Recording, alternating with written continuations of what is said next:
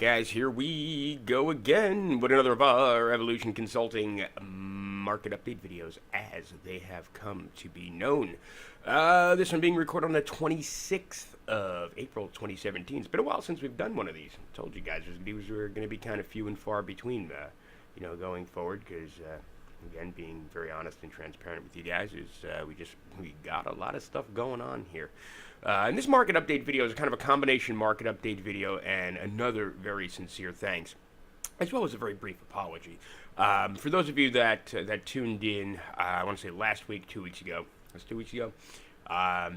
to Deb Carruthers, a.k.a. Bankster Slayer, whoever tuned into that podcast live or whomever may have headed over to her YouTube channel. We have not actually put it up yet in our YouTube, our media and press interviews yet, but the audio was, for lack of a more polite way of putting it, guys, absolutely abysmal, and that was my fault. It is the first time I've ever actually tried to use this through a mixer, along with the camera that's being used now, which is a fairly high definition top shelf Logitech piece. It's the first time I've ever tried to use both of those on USB input, along with an uncompressed audio codec off this. I don't know if you guys can see it behind the lower third, but there's a little 5-track Behringer mixer board there.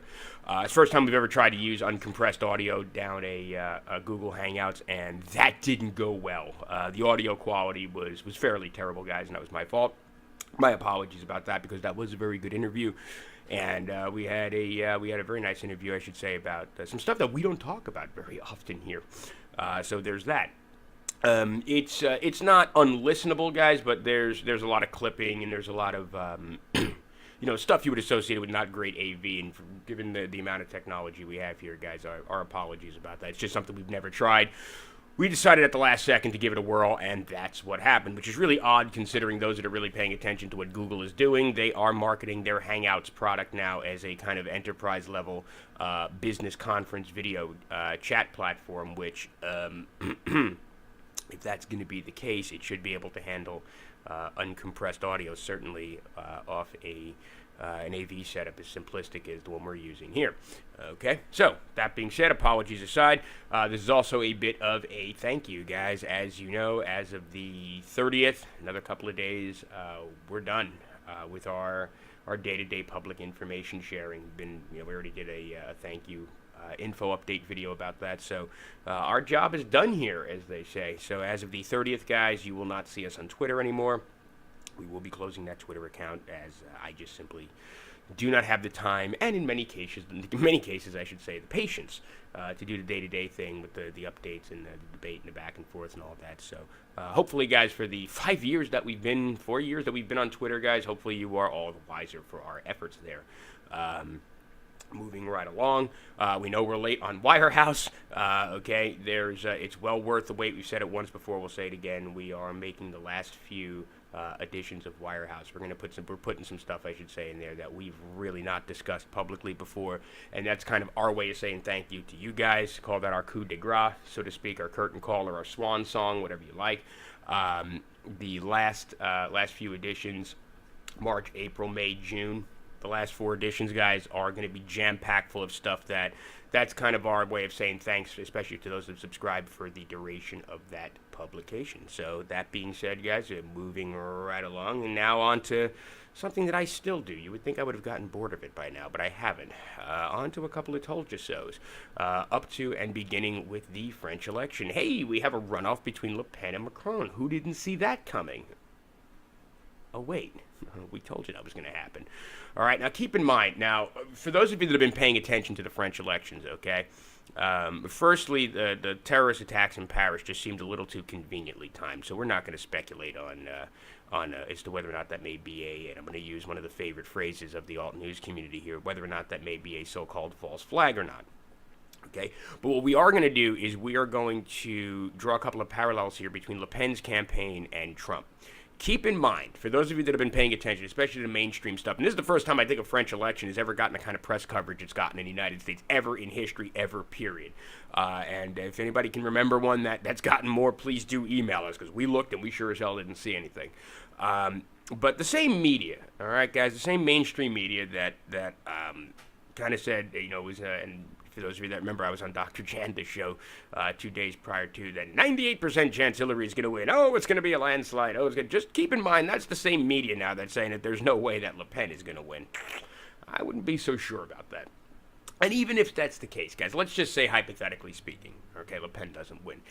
Just like Trump, and we've said this months in advance of Trump running and ultimately winning, which was even if he didn't win, let's face it, even if he didn't win, the damage that he did with the public platform that he had throughout the campaign process is irreversible. You can't unhear or unsee months worth of tell it like it is, smash over the top of the head with a baseball bat style truth, okay? And he happened to win, all right? Le Pen largely did the same thing to the French public. Over the top of the head with a baseball bat style, hey, this is what's really going on, this is the way it is, and this is the way it needs to be, and if you don't like it, F you. So at the end of the day, so she doesn't win. You can't undo 8 months worth of, or 6 months, or 5 months, or however long, worth of campaign. You can't unhear that stuff, and you sure as hell can't unsee it. So those campaigns are having the desired effect, which is net end result. We've said it a million times, guys. Maximum chaos. Okay? And that's what we're starting to see now. And again, we still forecast Le Pen to win. It's, we think it's hilarious, and we're going by the damn near the same linguistics. We're actually using the same algo that we used to forecast the stateside election. There's no way, Trump's going to win. 98% chance Hillary's going to win. That worked out well, didn't it? All right. So just be mindful of that, guys. And something that we found very interesting, we mentioned it in this week's edition and last week's edition of Switch and Signal, which you can no longer subscribe to. So for those of you that are watching this that do subscribe to Switch and Signal, good on you. But we said we're going to start to see the reaction of metals. We're going to start to see the reaction of Bitcoin, specifically ahead of that. And surprise, surprise, we see Bitcoin up through $1,300 today. We kind of called that 2-3 days ago. Most recent edition of Switch and Signal. We say, oop, heads up, here we go. So up and through we go. But it was really kind of an interesting reaction that the market had to the results of that French election, which was, everything's going to be okay again.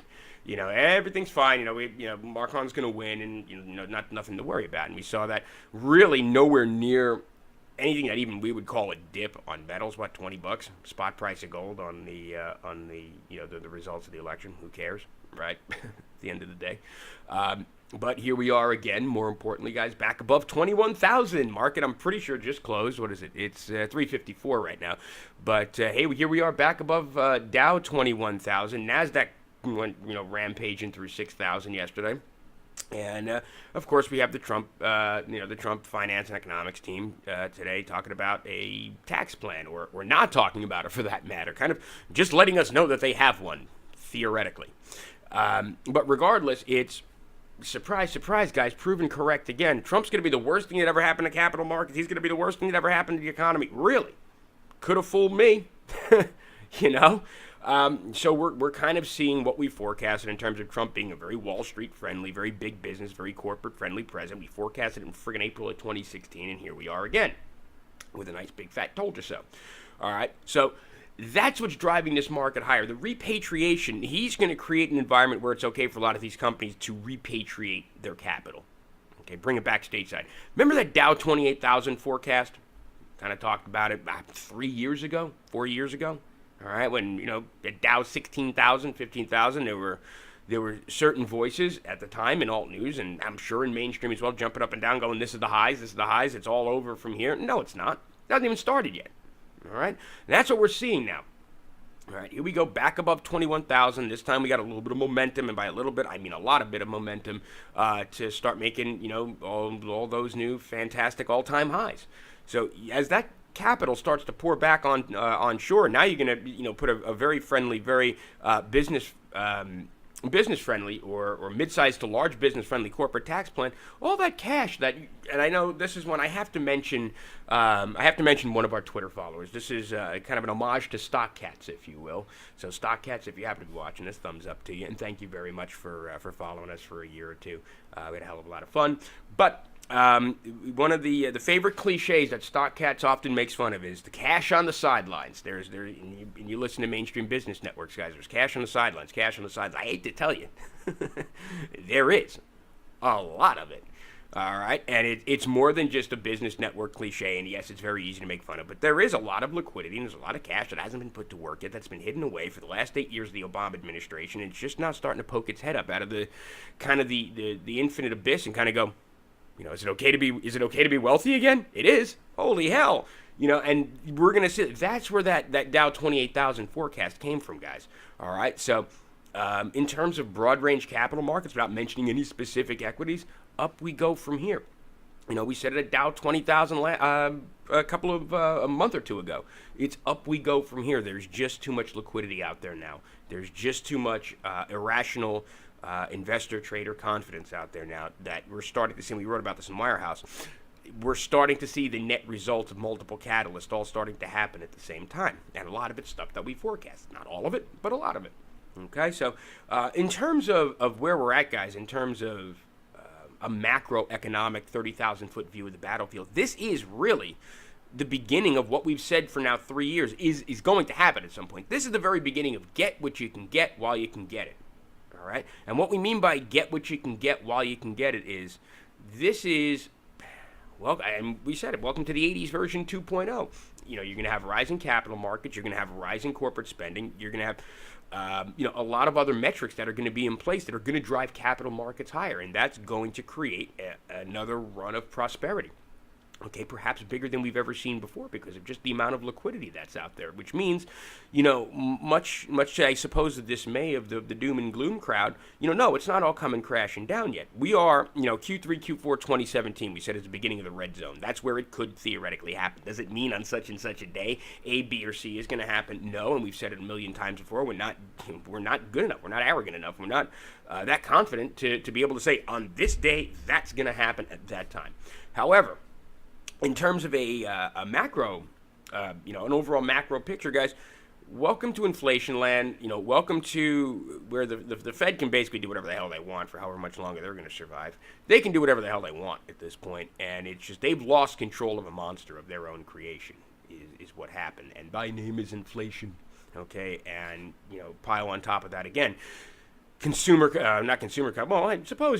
confidence and trader confidence, investor confidence. You pile all that in, and this great smoke and mirror show that's going on with the current administration. It's freaking have at it. All right. The tariffs recently with Trump, and we cracked a couple of jokes on it. It's like, well, you can't get your border wall built right away. That's okay, and he will build that wall, by the way. That's a fact because there's other interest there. Those that read our petroleum guide and our Grant Street Notes macroeconomic guide, you will know why that is, and it is probably starting to make a whole hell of a lot of sense now. But in the meantime, he took an easy win. Go after Canada. Yeah, it's those effing Canadians. And we got a good laugh out of that. But you can see what we mean, guys. It's just such a volatile environment. In terms of, and the side effect of that tariff, by the way, is also going to be a bit of inflation. But whether or not that's intentional or whether or not that's just incidental, who knows? Who cares at this point? But up we go from here, guys. For those of you that are metals investors, that are metals traders, okay, we're starting to look at those metals ETFs, guys, with a little bit of a WTF face also, okay? You're not alone on that, all right? GDXJ, GDX, especially the mining, the Direxion dynamic duo, as we've come to call them, we're starting to look at them with like, okay, what the hell's really going on here, all right? And we just don't have an answer at this point as to why we've seen the performance that we have, but we have the reverse split coming in May on the Direxion stuff. Again, we said we don't offer forward guidance on that, but we do know we've recommended that in the past. So with that reverse split coming, guys, we'll see what happens there. Putting those ETFs back up at a higher price point. You got GDX, GDXJ, GLD, and all those, and they just haven't been there. They haven't been performing the way they should. And we have a funny suspicion that that's going to change very soon, okay?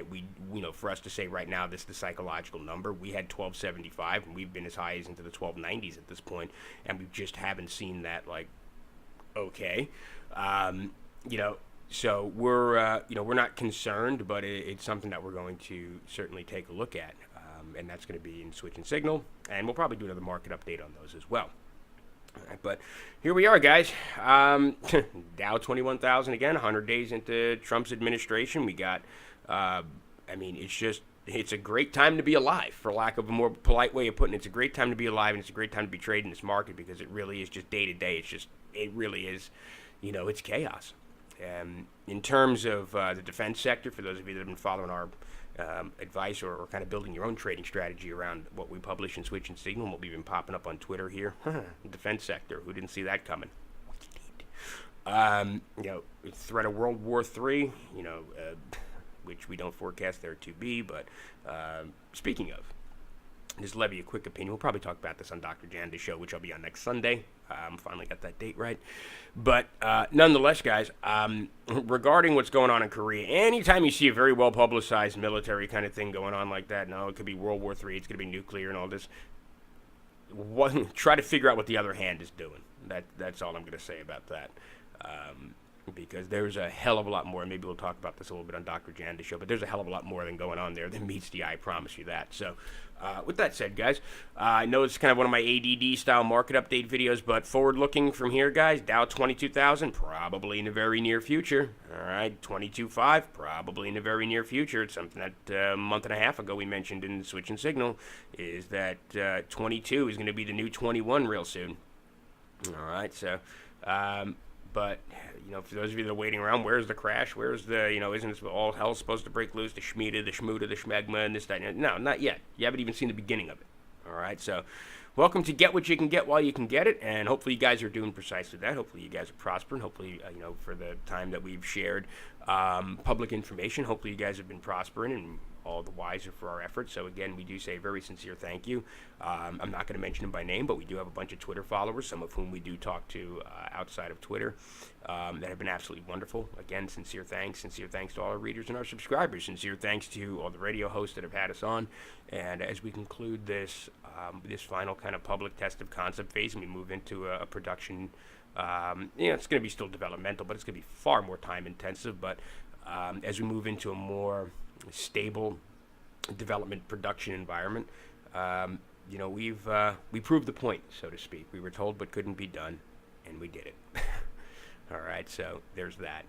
And beyond that, guys, I do encourage you, as I mentioned, I often forget to plug my own stuff, even in my own videos, but if you are interested in the nitty-gritty details of a lot of the stuff that I just mentioned briefly in these market update videos, do check out our new e-commerce site, or our new e-commerce system. We revamped that. We kind of redid the whole site. If for no other reason, I needed a little bit of a creative outlet. I needed something to do that wasn't writing code, which was kind of cool. So do check that out. Check out our Grant Street Notes, guys. Check out the podcast and everything. That's going to be your access to Evolution's information sharing going forward. All right. So, again, a very sincere thanks to everybody. If you do want to contact us, somewhere over there. There it is. See, that things are back to working normal around here. It's pretty cool.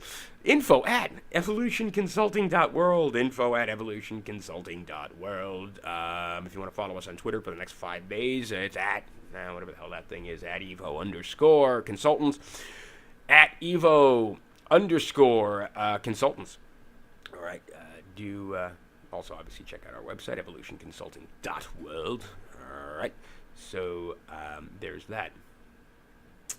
Beyond that, guys, as always, thanks for watching. Thanks for listening. Hopefully we're helping you guys out here in any way we can.